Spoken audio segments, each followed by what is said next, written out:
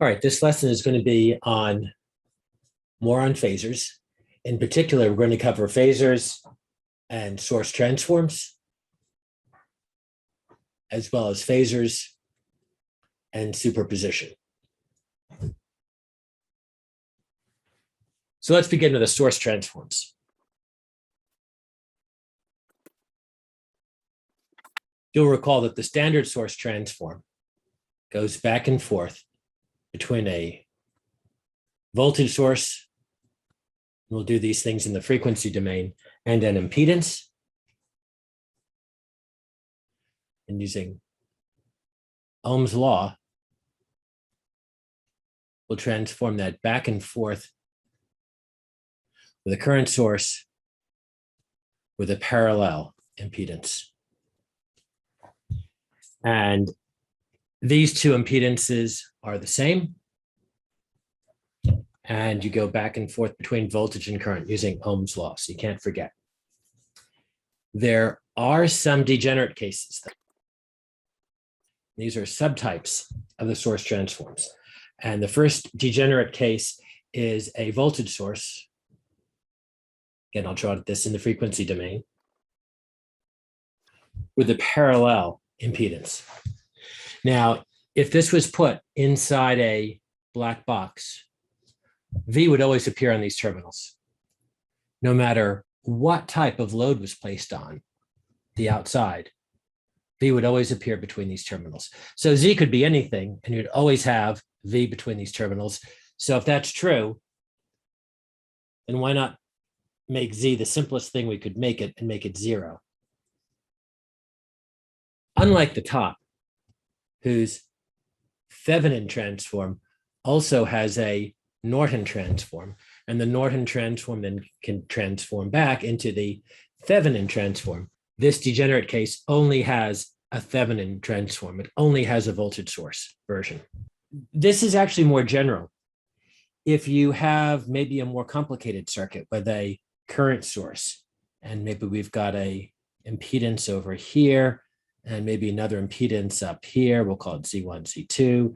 And I mean, you could draw anything you want here. You could have my dog over here, and still, if you have a voltage source here, this voltage source will force V to always be the same between these terminals. And so all this always simplifies down to just that voltage source. Similarly, if you have a current source of I, and it has a series impedance, it really doesn't matter what series impedance that is, there'll always be I forced out. Now, of course, as I've drawn it, it's an open here, but in truth, all these things have some sort of load, I'll call it Z load, attached.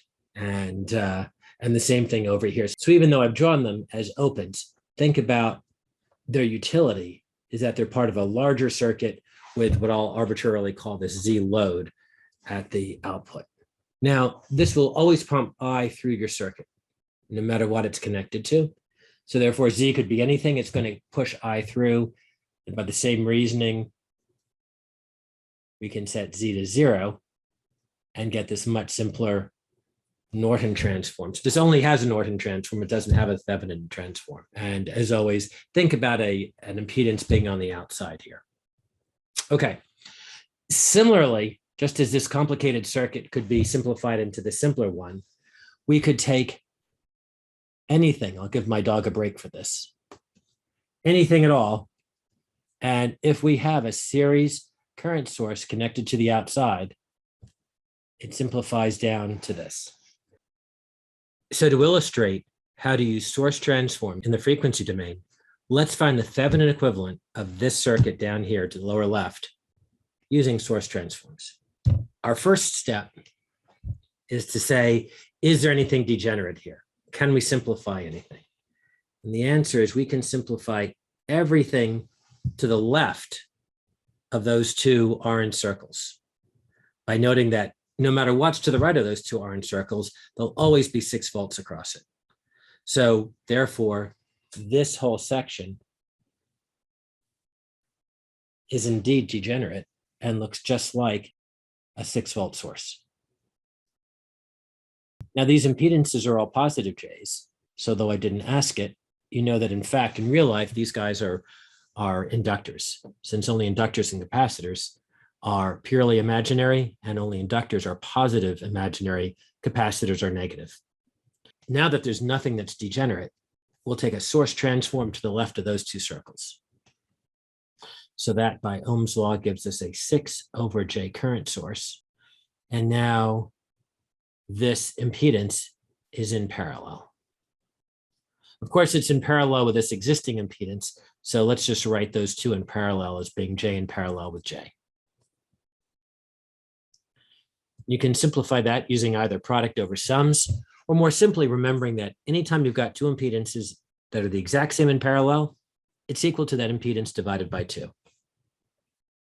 But you could have also figured this out by doing product over sums. Now we can do another source transform. This source transforms into a voltage source. And let's see, the J's, by Ohm's law, we multiply the current times the resistance to get the voltage. The J's cancel, we get 6/2, which is 3. And now this J/2 is in series with this J/2. So we can just add those up to get J, and this is our answer. Didn't take long and a whole lot easier than what we were given.